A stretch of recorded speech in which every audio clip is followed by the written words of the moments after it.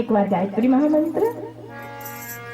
ઓમ ભૂર્ભુવઃ સ્વાહા તત્સવિતુર્વરેણ્યં ભર્ગો દેવસ્ય ધીમહિ ધિયો યો નઃ પ્રચોદયાत्.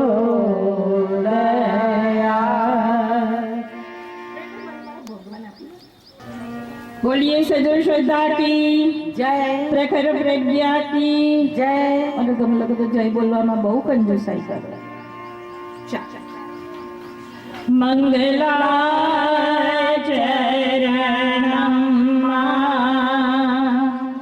ચરણ તો બહુ ધોયા છે, હે ને?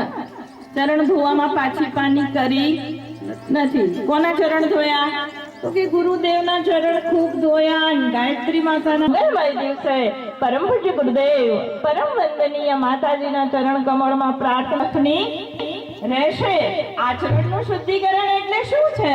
તો કે હે ગુરુવાર, હવે આજથી અમે તમને હૈયાધારણ આપીએ છીએ, અમે તમને આશ્વાસન આપીએ છીએ, અમે તમારી આજે દ્રઢ સંકલ્પ બનીએ છીએ. શું કરીશું? તો કે આંખોથી સારું, મોટેથી બોલજો હો ને, આંખોથી સારું જોઈશું, કાનોથી સારું સાંભળીશું, મુખેથી સારું બોલીશું. વિચાર ક્રાંતિ અભિયાનના એક અભિન્ન અંગ બનીશું.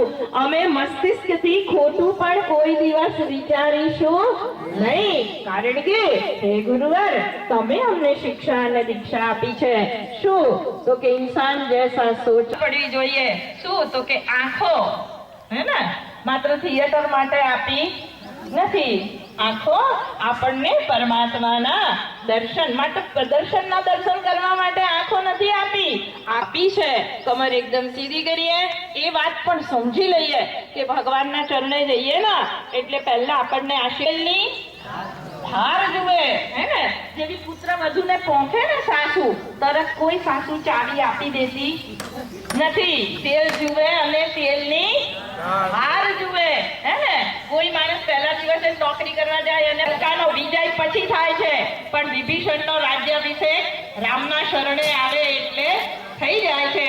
આપણે આજે બધા શ્રી રામના શરણે છીએ, એટલે ગુરુદેવ જેવા આપણે આવ્યા ને એવા જ આપણને આશીર્વાદ આપવા માટે તત્પર છે.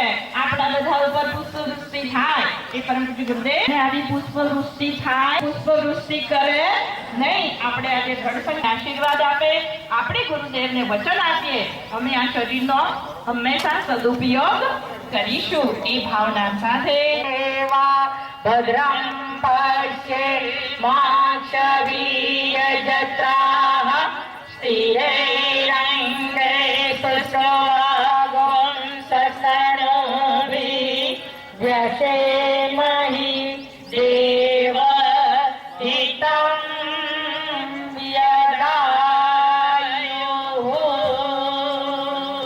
પવિત્રીકરણમ. જોઈએ આ તો રોજ બોલીએ, હમ બદલેંગે, યુગ બદલેગા, પણ કોઈ ફેર પડતો નથી. આજે આ 2 કલાકમાં જો થોડુંક આત્મનિરીક્ષણ થઈ જાય, આત્મશ્લાઘા બહુ કરી છે, હવે આપણે આત્મનિરીક્ષણ કરીશું. પણ હવે દર્પણમાં જોવાનો સમય બાકી ગયો છે. દર્પણમાં જોઈએ તો 2 જણાએ દર્પણમાં જોયું. બોલીએ ગાયત્રી માતા કી.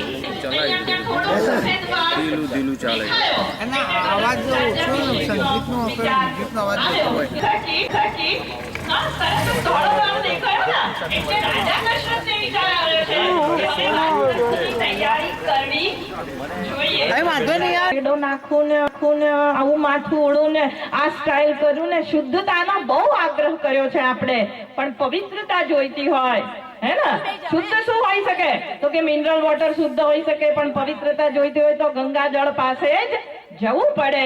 પરમાત્મા સુધી પહોંચવું હોય, હે ને? તો કયા સાબુથી નાયા છે અગત્યનું નથી, અંદરની ચોખ્ખાઈ જરૂરી છે. એ ચોખ્ખાઈ ભગવાન સિવાય કોઈ આપણને આપી શકે નહીં. ડાબા હાથમાં પાણી લઈ ઓમ અપવિત્રઃ પવિત્રો વા સર્વ વસંગતોપી વા યહ સ્મરેત પુંડરીકાક્ષં ત્રણ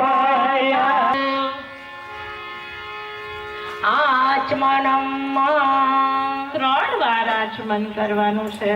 અહીંયાથી મંત્રોચ્ચાર થાય ત્યારે આપણે કશી ઉતાવળ કરવી નથી. ફરીથી બોલું છું, પાણી ઉપર મંત્રનો પ્રભાવ થાય અને મોટેથી બોલો. છેલ્લું સંશોધન એવું છે કે જે લોકોના ઘરમાં પ્રચુર માત્રામાં, વધારે માત્રામાં ગાળોનો ઉપયોગ થાય છે, એમના ગોળાનું પાણી પણ ધીમે ધીમે ગંધાવા માંડે છે. બોલીએ ગાયત્રી માતા કી. અને જે લોકોના ઘરમાં પ્રચુર માત્રામાં મંત્રોના પ્રયોગ થાય છે, એમના ઘરનું પાણી પણ સુવાસિત બને છે. એટલે આપણે મંત્રોચ્ચાર સાથે, સ્વાહાની સાથે જ આચમન કરવાનો પ્રયત્ન કરીશું. કારણ કે એ પાણી અભિમંત્રિત થાય છે અને અભિમંત્રિત થયેલું પાણી, મારે તમને એ વાત કહેવી છે કે ખેરાળુના બાવા ખેરાળુમાં બેઠા બેઠા ફૂંક ગર્વ સે કહો હમ હિન્દુ હે, એટલું બોલવા માત્રથી હિન્દુત્વ આવી જતું. ફરી બોલું, એટલું બોલવા માત્રથી આપણા જીવનમાં હિન્દુત્વ આવી જતું નથી. હિન્દુત્વ પ્રાપ્તિ હેતુ શું કરવું પડે? તો કે સાચા હિન્દુ હોઈએ ને તો ખભા ઉપર સૂત્ર હોવું જોઈએ અને માથા ઉપર ચોટવી હોવી જોઈએ. જ્યાં સુધી ચોટી હતી ને ત્યાં સુધી દેશ પણ ચોટી ઉપર હતો. આ દેશ ખાડે ગયો છે એનું કારણ જ એ છે કે ભાઈઓના માથા ઉપરથી ચોટલીઓ ગાયબ થઈ ગઈ છે. અમારા હંમેશા વિચારોની પ્રાપ્તિ થતી રહે એ ભાવના સાથે જોડાયેલું હોય ત્યારે એ પરિસ્થિતિમાં પણ પરિવર્તન આવે છે. એટલે આપણે નિયમિત પ્રાણાયામ કરવો જોઈએ. પ્રાણાયામ કરવો જોઈએ.